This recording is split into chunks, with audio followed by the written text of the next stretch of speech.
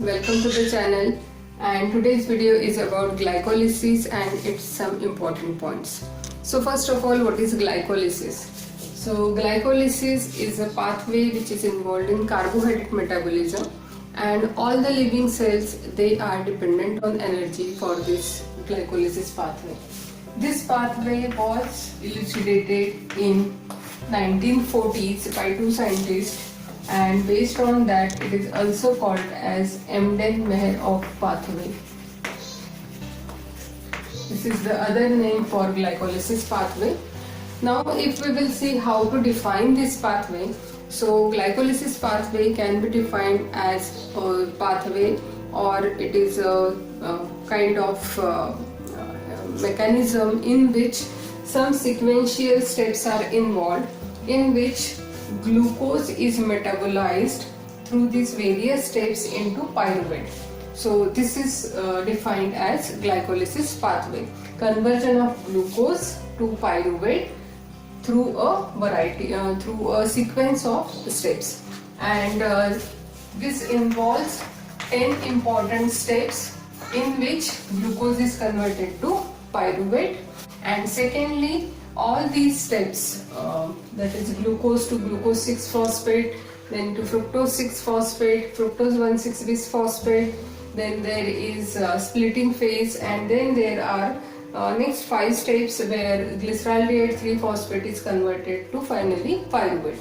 So all these steps require a particular enzyme, and all the steps are enzyme catalyzed steps. Now we will see that this glycolysis pathway, why it is such an important pathway, because some of the cells in a body which lack in mitochondria, which do not have mitochondria, so they are dependent on glycolysis for the supply of energy, and some of such cells are erythrocytes, then there is lens and cornea, so all they require glycolysis pathway for generation of or for provision of energy. Then glycolysis pathway is also important for brain, because brain requires energy all the time, and that supply of energy is provided through this pathway. Then the next important feature of this glycolysis pathway is that all the steps, as you could see here, so among them the first step, I am just highlighting it.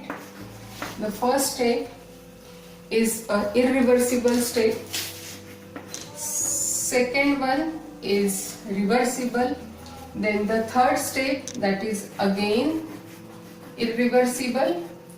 And the next fourth step, then all the next steps, these all are reversible steps, except the last step where pyrovinol pyruvate PP gets converted into pyruvate. So these 3 steps are non-reversible, while the remaining all the steps are reversible.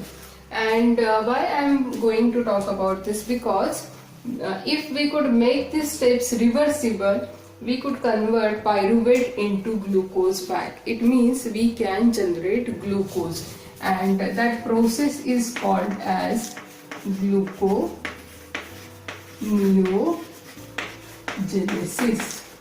So that is generation of glucose from pyruvate. And we define gluconeogenesis as a reversal of glycolysis pathway.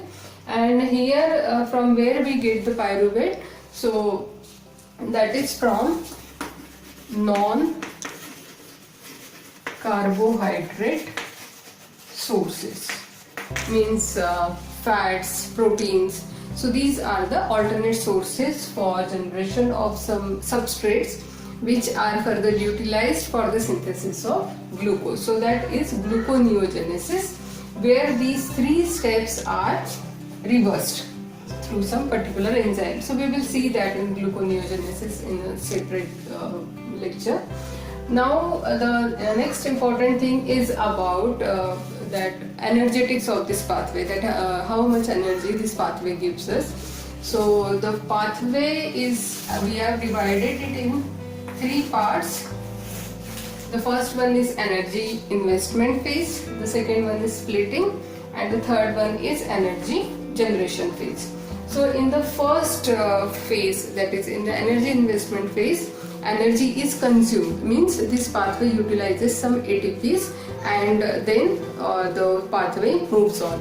So in that, the first step where glucose gets converted to glucose 6-phosphate, in this step 1 ATP is consumed, and then in the third step where fructose 6-phosphate get converted to fructose 1,6-bisphosphate in the presence of phosphofructokinase enzyme, in this step 1 more ATP is consumed. 1 more ATP is consumed. So these are the two steps where two molecules of ATP are consumed. While in the third step, that is the in the next phase, second phase, that is splitting phase, no energy is consumed. Now comes the last phase where energy is generated, energy is produced. So now let's see which are the steps involved for energy generation and how much energy is produced. So in this phase, which starts with glyceraldehyde 3-phosphate, in the presence of glyceraldehyde 3-phosphate dehydrogenase enzyme, there is formation of 1,3-bisphosphoglycerate. This step is accompanied with formation of one molecule of NADH, and this NADH, it enters into electron transport chain and it leads to production of 3 ATPs. So this is the one step. Then in this step, electron transport chain is used to convert NADH into ATPs. Now we are having the next step, that is 1,3-bisphosphoglycerate gets converted into 3-phosphoglycerate in the presence of phosphoglycerate kinase. So now in this step, this 1,3-bisphosphoglycerate is a high energy molecule, and it gets converted. When it gets converted into 3-phosphoglycerate, during this conversion, it releases 1 ATP. And here, we are not taking help of electron transport chain. ATP is directly produced with the help of a substrate.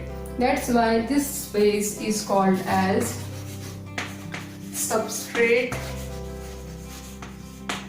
level phosphorylation. That's why it is called as substrate level phosphorylation. Similarly, in the last phase, where we could see that phosphoenol pyruvate in the presence of pyruvate kinase produces pyruvate. Now in this step again, this phosphoenol pyruvate, it is a high energy molecule. What it does, it again releases 1 ATP. And what we have seen, there is no use of electron transport chain. The substrate is being used to produce pyruvate.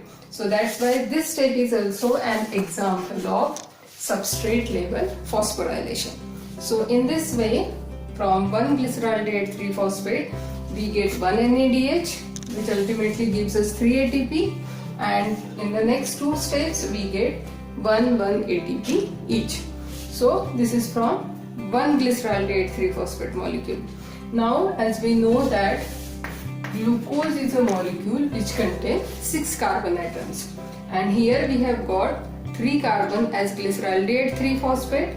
Now the remaining 3 carbons, so where they have been? So they are in the form of DHAP, and this DHAP in the presence of triose phosphoisomerase gets converted again into glyceraldehyde 3-phosphate, and this glyceraldehyde 3-phosphate will again go in these sequential steps and it will produce pyruvate, and during this process it is going to release again the same amount of energy. That's why we say that when there is glycolysis pathway, from one glucose molecule we are going to get double the amount of ATPs which I have shown here. So we are going to get 2 NADH, we are going to get total 4 ATPs, right? And 2 NADH, it is going to give us 6 ATPs from 2 NADH, and these 4 ATPs we have got all together. So in this way during glycolysis pathway we get 10 ATPs, and if we want to calculate what was the net profit or balance, or what was the balance ATPs, so we have used 2 here, so minus 2, so we are going to get 8 ATPs. So this is all about glycolysis pathway, the complete pathway where the ATPs are produced, where it takes place in cytosomal fraction, and it is required by all the cells, all the living cells for the requirement of energy. So I hope it will help you to understand this simple carbohydrate metabolism pathway. Thank you for joining.